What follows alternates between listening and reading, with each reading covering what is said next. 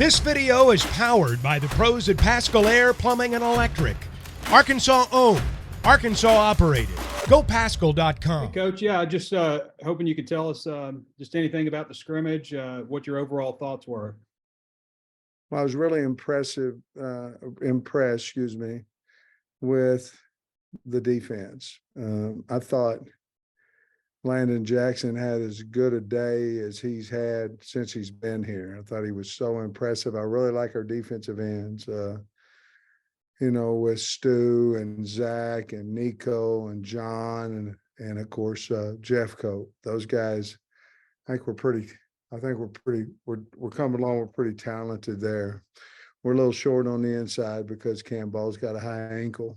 I was impressed with our linebackers. I really was, with Greer, Crook, and Paul. Manny Powell played a lot better. I was impressed with those guys, the way they, we blitzed quite a little bit. And, we had a breakdown a little bit. We got beat in a 2-minute situation at corner for a touchdown late in the scrimmage. And then we got beat another time in the secondary. But other than that, I thought that they tackled well. We had 122 plays, Trey, and situational. We, obviously we went second and played third. Then we went third and played fourth. But for the most part in that scrimmage, the defense got the better of the offense. I thought KJ did well. Receiver-wise, Armstrong caught a touchdown pass. Bakke caught a long pass when it was one-on-ones. I like Sategna. I think Sategna's coming on. Tight end-wise, we've talked about Has. I think Tyrus Washington's playing better. Bax is playing better. We've got to have those guys come on because in our offense, we're going to use them more. We still are moving guys a little bit. Rocket rushed for about 67, 70 yards, something like that. I think he was definitely the leader in that. To get the ball back, 2-minute drill, the offense both times made their first down and killed out the clock. So that situation they won. The rest of them, I don't believe that they did. And we're still trying to find exactly where our 5 offensive linemen need to play. We had problems with run-throughs on Saturday as far as the offensive line goes, and a little bit of communication on different blitz pickups. I thought we played extremely hard. We did not have a guy get hurt, and that was a big deal coming out of that. Cam Little kicked the ball well, missed 1 field goal. And other than that, I think we did a good job there. Fletcher punted the ball extremely well. I think he averaged 47.5 yards a punt. Special teams were I felt like pretty good for the first scrimmage. Tackling was pretty good for the first scrimmage. So I don't really know how good we are in the secondary yet because, to be perfectly honest with you, we didn't have a lot of time to throw the football. And that says something about the defensive line. So that's a long answer, Trey, but that's about I believe what you probably needed and wanted to hear. Some of the run throws you mentioned, is that some of that maybe a tribute to kind of a musical chairs deal on the offensive line, or is it just the defensive line just? No, well, I mean, we probably need to practice it more in Indy.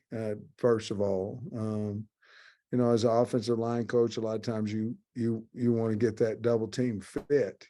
And, Cody's been having those linebackers out there where they're getting their eyes up on the backer, but the backer backdoored them and probably hadn't worked on that as much as we need to. Basically, the guard was too wide, so the center's got to go fit the G, and the linebacker's picking him coming backside. So we needed to work on that. I thought it was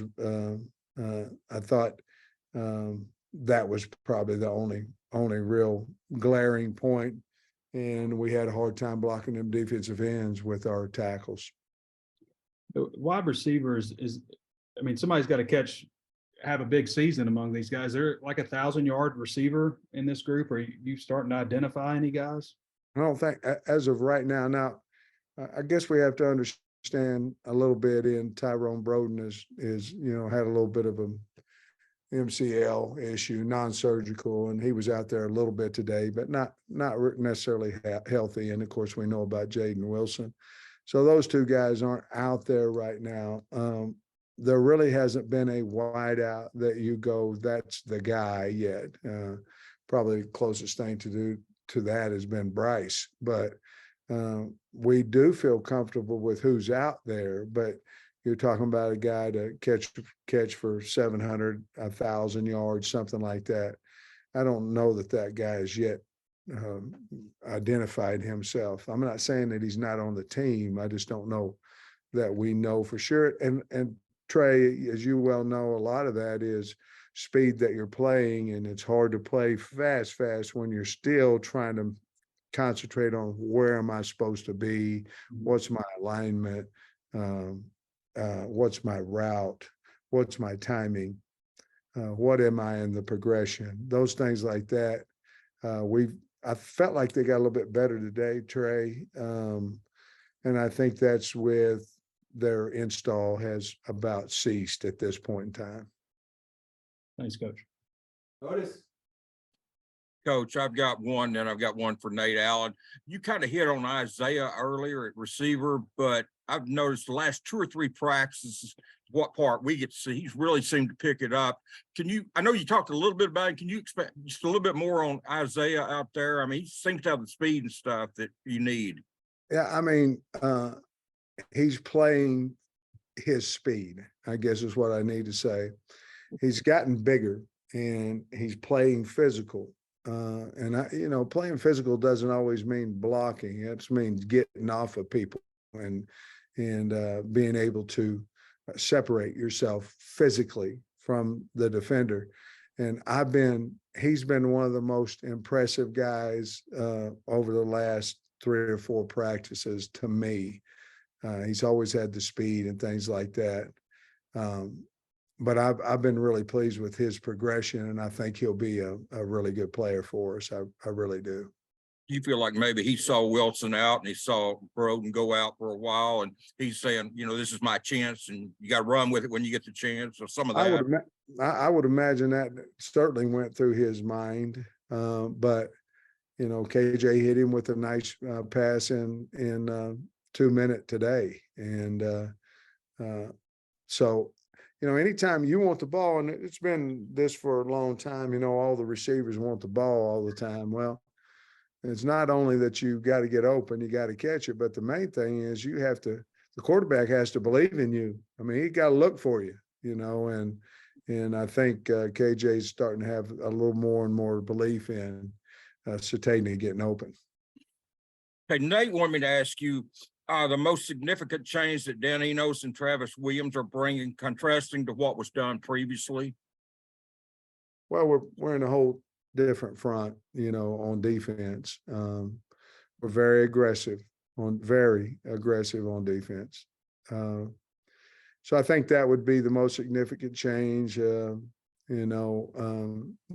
kids are really adapting to T. Will and Woodson and Wilson and of course Deke's back, but they have a really good rapport with the kids. Dan is a totally different style in that it's more of a pro style offense, and to me there's a lot of identification and reads before you snap the ball in a pro style offense. And in a quick, fast pace, a lot of your decision-making comes after the snap of the ball. And so I think that's probably the biggest difference. Now, KJ, and we're going under center some, and KJ's really taken to that. I got to say this, I think Criswell over the last 2 practices is starting to catch on, and he's showing his arm strength and his accuracy. So been really pleased with those 2 guys, but I'd say that's probably the biggest difference in a pro style, which Dan brings to us, and a fast-paced offense. Thanks, Coach. Thanks for your time. Mm-hmm. Tom. Yeah. Hey, Sam, correct me if I'm wrong, but, and it seemed to me like the defense has been winning some drills in what we've seen as well. But quite often it feels like when you start a new set of practices in fall or in spring, the defense might start a little bit ahead. I mean, is there something about that to it as well? Yeah, I mean, as offensive line coach forever, I think there's some truth in what you're saying. We obviously lost some offensive linemen and some tight ends from last year's team, that would running the ball wise would certainly have some differences in there from that. But yeah, I think if you looked over the period of time, the defense is usually ahead of the offense. However, I've been on teams, the offense is ahead of the defense, and you're just scared to death, because you're going, oh my Lord, what are we going to do? But I will say this, I think there's part of that, Tom, but I believe that our defensive line has really, really improved, and putting another guy out there or having the capabilities of putting another guy out there and the guy being a good football player. I think that's changed the mentality of our defense. And again, I know we've lost some linebackers too, and Drew certainly, and Bump and all that, but I've been really pleased with how those linebackers are running and attacking. Now, we're a little bit different now because we've scrimmaged at some point in time twice already, and we will again in the spring scrimmage. So we're finding out a little bit more, I think, about our football team, because I've decided that I'm going to quit worrying about, things that you worry about when you scrimmage, and just go out there and try to make our team better. The game is about blocking and tackling, and we got to figure out who can do that. And you can't do it if you're in a thud all the time. So I understand why everybody does. I understood why I did. Had a veteran team. But it's hard for somebody to get from second team to first team if you're not letting them play the game. So anyway, it's been a lot of fun this spring so far, and it's gone fast, with us having, I believe, 6 practices left now. You mentioned Rockets rushing. Did anybody else stand out, and how's the run game in general? I don't think the run game was good. A lot of 0 yardage gains, a lot of negative yardage gains. Now you're looking at 1s, 2s, and 3s, and things of that nature. AJ had a nice run and a get the ball back. But I think those two, Rashad wasn't one of his better days. Didn't have a lot of area to run. But AJ made a few plays, and Rocket, certainly, made guys miss, ran over a few guys and made some yards. But the run game, if we were playing a game, it would have been not non-successful for the day. And it looked like Kudus was out there at tackle today, just continuing just to try different guys at different spots. Yeah, we're just trying to make sure that, we tried Braun a little bit out there at tackle in the scrimmage. He obviously played guard, but then there was a point in time when we put him out there at tackle. And we're just trying to make sure that we have the best possible players out there, not only for the ones, but for whom might be that backup, when if we're needed because of injury or something of that nature. So obviously we recruited Kudus to play tackle, and he hadn't got out there. He did a fine job at center some in the scrimmage. So I think we're pretty solid that we think he could be that backup center, but we want to try to give him an opportunity to win the tackle position as well. So we're going to do that this week. Okay. And since we won't talk to you again before you scrimmage again, what does next Saturday's look like? Similar play count, more tackling, less, or what do you know? Spring game. Oh, that the would spring be scrimmage. You would have you cut out, Tom. I didn't hear you. Yeah, you would have one more scrimmage than before. No, Yeah. our next scrimmage will be the spring. We're going to scrimmage at the spring scrimmage. So it won't be a game setting. It's going to be a scrimmage. I mean, So this coming Saturday won't be as physical, won't be quite as much live tackling then. No, it'll be like we did today. It'll be a thud deal. But then the spring scrimmage is going to be exactly as we always scrimmage, except instead of those segments of ones, twos, threes being 12 to 15, we're going to cut that down to 9 to 12, depending on, the situation, if there's an opportunity to score or what have you. We've got a 2-hour segment in there for television and things of that nature. And we feel like if we can cut it down 9 to 12, and they had 122, so I'd cut it down, 6 threes, it'll cut it down about 104 snaps or something like that in the scrimmage. Trey, wrap us up. Yeah, Coach, this is the first year you guys have been really able to kind of experiment like you are on the offensive line, because you had so many starters back, and you look out there and it's all guys you recruited aside from your incumbents, Latham and Limmer. You enjoying kind of mixing it up there? I am. Figuring out how things go? Yes. And I'll never forget, Trey, I was at Georgia, and I had Andrew Thomas at left tackle.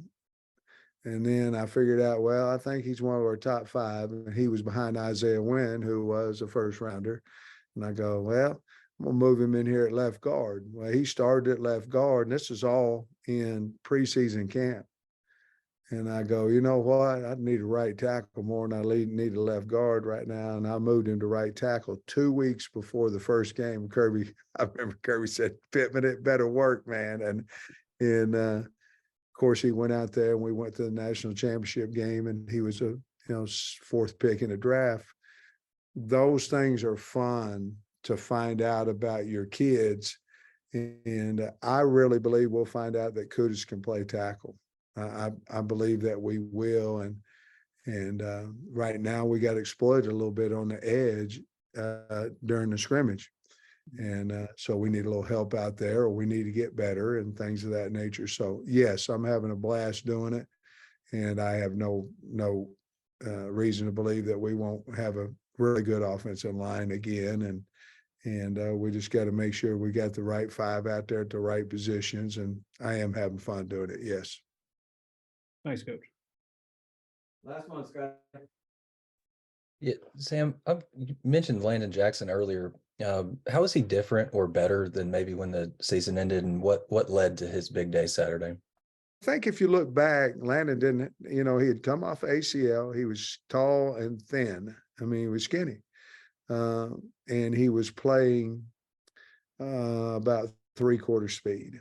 And he got a little bit better as the year went on. Now he's bigger, confident, long. I mean, he's a problem now, and a good problem. He's on our team, but he's a problem if you're an offensive lineman. And I mean, it's just his speed and his size right now that, I mean, he's been hard to block. BetOnline remains your #1 source for all your college basketball betting this season. Get analysis of every play, prop, and point at BetOnline. You'll find the latest odds, bracket contests, team matchups, and game trends at BetOnline. Updated odds for everything from live games right through the Final Four and the championship game. BetOnline is where your college basketball headquarters are this season. Head to the website today or use your mobile device to sign up and receive your 50% welcome bonus on your first deposit. Be sure to use our promo code BELIEVE to receive your bonus. That's BLEAV. BetOnline.ag, where the game starts.